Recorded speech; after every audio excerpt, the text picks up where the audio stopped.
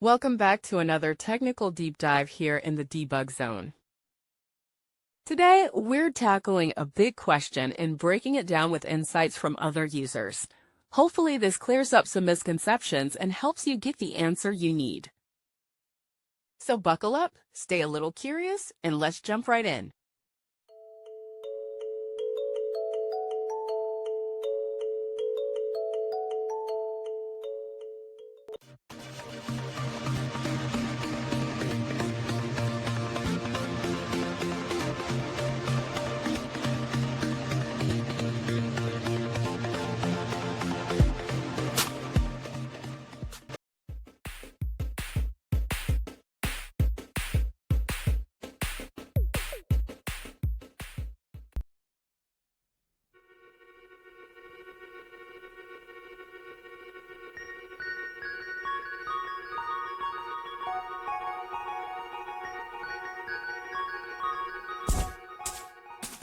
And that's a wrap.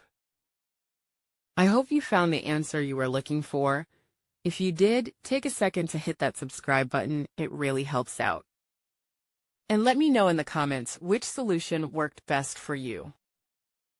See you next time in the debug zone.